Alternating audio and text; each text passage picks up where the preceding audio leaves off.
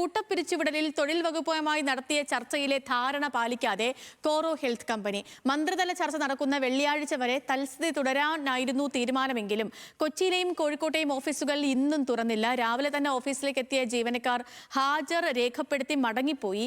Company അധികൃതരുമായി നടത്താനിരിക്കുന്ന ചർച്ചയിൽ പ്രതീക്ഷയുണ്ടെന്ന് തൊഴിൽ മന്ത്രി ബിന്ദു കൃഷ്ണ പറഞ്ഞു. റിപ്പോർട്ട് കാണാം. ഇതോടുകൂടി ഈവനിംഗ് മലയാളം പൂർണ്ണമാവുകയാണ്. ഇടവേളയ്ക്ക് ശേഷം സോക്കറുകാലിൽ രുചീഷ് രവീന്ദ്രൻ എത്തും. നമസ്കാരം.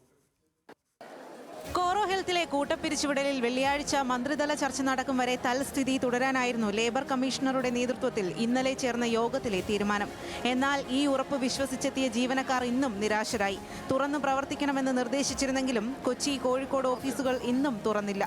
ജീവനക്കാർക്ക് ഓഫീസിന് പുറത്ത് ഏറെ നേരം കാത്തു നിൽക്കേണ്ടി വന്നു. തൊഴിൽ വകുപ്പ് ഉദ്യോഗസ്ഥർ എത്തി ഹാജർ രേഖപ്പെടുത്തിയ ശേഷം ജീവനക്കാർ മടങ്ങിപ്പോയി. അവരെ പറഞ്ഞു വിട്ട അന്ന് തന്നെ അവരെ ഒരു കോൺഫറൻസ് റൂമിനകത്തിട്ട് ലോക്ക് ചെയ്ത് അവരുടെ ഫോൺ എടുക്കാൻ സമ്മതിച്ചില്ല, കമ്മ്യൂണിക്കേറ്റ് ചെയ്യിപ്പിച്ചില്ല. പേപ്പർ വർക്ക് കഴിഞ്ഞിട്ട് അവർ വിട്ടത്. അപ്പോൾ ഇവർക്കിത് ചെയ്ത് ശീലമുള്ളതുകൊണ്ട് ഇവർക്കിതിൽ ഉത്തരവാദിത്തം കാണിക്കേണ്ട കാര്യമില്ലായിരിക്കും.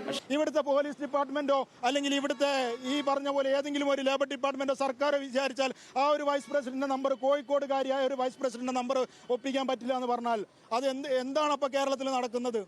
എന്താണ് ഇവിടുത്തെ രാഷ്ട്രീയ സാഹചര്യം? എന്താണ് ഇവിടുത്തെ നിയമവ്യവസ്ഥയുടെ അവസ്ഥ? എന്താണ് അങ്ങനെയാണെങ്കിൽ? ഇന്നു മുതൽ ഓഫീസ് സൗകര്യം അനുവദിക്കാമെന്ന് ചർച്ചയിൽ കമ്പനിയുടെ ലീഗൽ അഡ്വൈസർ ഉറപ്പു നൽകിയതാണെന്നും എന്നാൽ തീരുമാനങ്ങളിൽ നിന്ന് കമ്പനി പിന്നോട്ട് പോയെന്നും സ്ഥലത്തെത്തിയ ഉമാ തോമസ് MLA പറഞ്ഞു. മീറ്റിംഗിന്റെ ഔട്ട്പുട്ട് അവരെ കമ്മ്യൂണിക്കേറ്റ് ചെയ്യണമെന്ന് പറഞ്ഞിട്ട് അവരുടെ ലോക്കൽ ഒരു ലീഗൽ അഡ്വൈസർ ഉണ്ടായിരുന്നു, അദ്ദേഹത്തിനോട് പറയുകയത്. പക്ഷേ ആ മീറ്റിങ്ങിന്റെ ഇത് കഴിഞ്ഞ് കഴിഞ്ഞിട്ട് അദ്ദേഹം വിളിച്ചു കഴിഞ്ഞപ്പോൾ അവർ ഭയങ്കര അഡമന്റ് സ്റ്റാൻഡാണ്. അവർ യാതൊരു കാരണവശാലും തുറക്കാൻ സമ്മതിക്കില്ല എന്ന് പറഞ്ഞിട്ട് അവരിപ്പോൾ സെക്യൂരിറ്റികളെ പോലും മാറ്റിയിട്ടുണ്ട്. അത് പൂട്ടിയിട്ട് പോയിരിക്കും. കോഴിക്കോട്ടെ ഓഫീസിലെത്തിയ K. ജയന്ത് MLA സർക്കാർ ഒപ്പമുണ്ടെന്ന് ജീവനക്കാർക്ക് ഉറപ്പു നൽകി.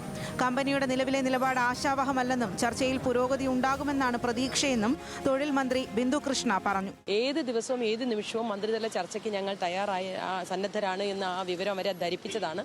പക്ഷേ വെള്ളിയാഴ്ചയോ അതിനുശേഷമോ അവർക്ക് വരാൻ കഴിയുള്ളൂ എന്ന് പറഞ്ഞതിൻ്റെ അടിസ്ഥാനത്തിലാണ് വെള്ളിയാഴ്ചയ്ക്കായി ചർച്ച നിശ്ചയിച്ചിരിക്കുന്നത്.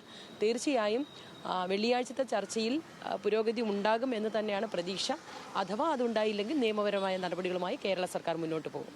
കമ്പനി അധികൃതരുമായി ബന്ധപ്പെടാനാകുന്നില്ല എന്ന സർക്കാർ നിലപാടിൽ ജീവനക്കാർക്ക് പ്രതിഷേധമുണ്ട്. കൂട്ടപ്പിരിച്ചുവിടലിൽ സർക്കാർ ശക്തമായി ഇടപെടണമെന്ന് DYFI ആവശ്യപ്പെട്ടു. വിഷയത്തിൽ മുഖ്യമന്ത്രി നിലപാട് വ്യക്തമാക്കണമെന്ന് DYFI സംസ്ഥാന president V. Vaseef hello Malayalam leaders മോർണിംഗിൽ പറഞ്ഞു. ഈ ലേബർ കോഡുമായി ബന്ധപ്പെട്ട നിയമങ്ങൾ ഇവിടെ നടപ്പിലാക്കിയിട്ടില്ലല്ലോ. അതിനിവിടെ ഒരു കമ്മീഷനെ വെച്ച് ആ കമ്മീഷന്റെ നിർദ്ദേശാനുസരണമാണ് അടുത്ത സ്റ്റെപ്പ് എന്നാണ് പറഞ്ഞത് കഴിഞ്ഞ ഗവൺമെന്റ്. ഇവിടെ ലേബർ കോഡുകൾ നടപ്പിലാക്കിയിട്ടില്ല.